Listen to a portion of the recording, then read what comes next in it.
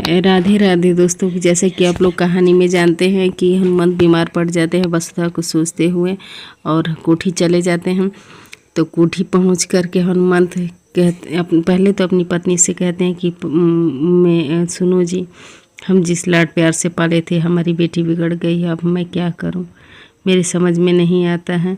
अब मैं बहुत कठिन कदम उठाने जा रहा हूं, मुझे हो सके तो माफ़ कर देना। रात को उठ करके उसके बक्से में से सारी चीज़ों को जला देते हैं और वसुधा उठ करके देख रही होती है।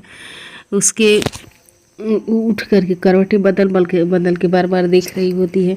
उसके बक्से में हर एक चीज़ जो है देवांश का दिया हुआ हर एक चीज़ देखते हैं, पायल देखते हैं और बाकी सब चीज़ें देखते हैं। उसके साथ फ़ोटो देखते हैं देवांश के साथ शादी की, तो सबको बाहर ला कर के जला देते हैं। कहते हैं कि अब मुझे ऐसी बेटी की ज़रूरत नहीं जो कि समाज में हमारे मुंह में कालिख पोत दिया। आज वसुधा का दिन होता है, सुबह उठते हैं तो उसके लिए मालपुआ बनाते हैं, मालपुआ का वो घोल बनाते हैं और मालपुआ बनाते हैं, क्योंकि कहते हैं कि आज तुम्हारा जन्मदिन है ना, मैं अपने हाथों से बना के खिलाऊँगा। फिर कहते हैं बेटी देखो तुम्हारे लिए इतना पकवान बनाया और मेहमान को भी बुलाया है, तो बैठ कर के खुद ही बनाते हैं। कहते हैं बस आज तुम्हारी छुट्टी, देखो इतना सारा तुम्हारे लिए पकवान बनाया है और मेहमान को भी तो पूछती कौन से मेहमान आ रहे हैं। इधर अविनाश अपने घर में मौज मस्ती कर रहे होते हैं, फिर मेहमान आते हैं, वसुधा तैयार हो जाती है तो देखती है मेहमान को देख करके बहुत खुश हो जाती है, क्योंकि मेहमान वो देवांश होते हैं और देवांश को ही बुलाने के लिए गए होते हैं कोठी पे, और यहाँ पे बैठा करके दोनों को भोजन कराते हैं और कहते हैं कि काश, और अपनी सावित्री से कहते सावित्री तुम तो सब जानती थी फिर भी उनसे छुपा ली। और इधर में दोनों लोग एक दूसरे को खिला रहे होते हैं। ऐसा सोचते हैं कि काश ये रिश्ता चल पाता, लेकिन नहीं चल पाएगा। मेरी बेटी खुश रह पाती, मेरे आँखों के सामने रह पाती, लेकिन नहीं हो पाएगा मुझसे। मैं अपने नमक हलाली नहीं कर सकता। मैं हुकुम के नमक को खाया है, मैं उस नमक से हलाली नहीं कर सकता। मैं हुकुम के सामने क्या मुंह देख लेके जाऊंगा कि मेरी छोरी उनके छोरे के साथ ऐसा कर गई।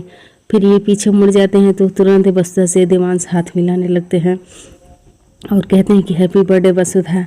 वसुधा बहुत खुश हो जाती है और धीरे से अपने हाथ से मिला लेती है हाथ, और ये चुपके से देख रहे होते हैं। कहते हैं कि वाह मेरी बेटी, और ये रिश्ता कितना आगे बढ़ चुका है, काश ये पल सच में थम जाए और थोड़ी देर इन लोगों को और मैं देख लूँ, लेकिन ये मुझसे हजम नहीं हो रहा है।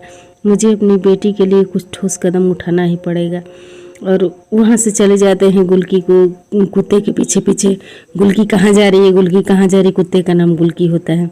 उसके पीछे पीछे बहाना करके निकल जाते हैं वहाँ से। फिर और देख करके एकदम चिंता में पड़ जाते हैं। कहते हैं कि काश मैं ये सब देखने से पहले मर जाता, लेकिन मुझे कुछ न कुछ ठोस कदम उठाना ही पड़ेगा। इधर जब तबीयत खराब होती है हनुमंत की, तो ये वसुधा बहुत प्यार से खाना खिलाती है। कहते हैं कि सब गुण है इसमें, लेकिन वो गुण ऐसा है कि जिससे कि मेरी रातों की नींद उड़ जा रही है। देखो देवांश के साथ कैसे खुश हो रही थी, छोटे हुकुम के साथ हमारे मुंह पे कालिक पोत करके। अब मैं इसके लिए उपाय निकालूंगा। फिर एक शीशी उठाते हैं और कुछ मिलाते हैं, तो देखा जाता है कि क्या मिलाते हैं अभी दिखाया जाएगा। उसमें गिरा रहे होते हैं और वसुधा सब कुछ देख रही होती है। समझने को तो समझ ही जाती है कि बापू साहब मेरे लिए क्या करें, लेकिन कोई बात नहीं। वसुधा कहती कोई बात नहीं, मैं मरने के लिए तैयार हूँ। अगर बापू साहब मुझे जहर भी दे दें तो मैं मर जाऊँगी, लेकिन कम से कम ये तो रहेगा कि मैं बापू साहब के हाथों से मरी हूँ। और बापू साहब देखते कि पॉइजन निकाल करके हमको खीर बना करके उसी में डाल करके दे रहे होते हैं। पॉइजन को देखते हुए भी डरती नहीं है, बहुत हिम्मती और साहस के साथ वो पॉइजन वाला खीर खा जाती है और हनुमंत अपने हाथों से उसको खिलाते हैं। हनुमंत खिला रहे होते हैं और ये सोच रही होती है कि काश मैं थोड़े दिन और बापू साहब की सेवा कर लेती हूँ। मैं जानती हूँ बापू साहब बहुत दुखी मन से मुझे खिला रहे हैं, आप मुझे बहुत प्यार करते हैं, लेकिन मैं ऐसा काम कर रही हूँ कि आप वो सर उठा कर नहीं चल सकते हैं। और ऐसा सोचते हुए वसुधा पीछे मुड़ करके जाने लगती है। उधर हनुमंत भी पीछे मुड़ करके देखते नहीं हैं। ये इनकी तरफ पीठ कर लेती है, उनकी तरफ पीठ कर, फिर वसुधा बेहोश हो जाती है। तो बेहोश हो जाती है और धरती पर गिर जाती है।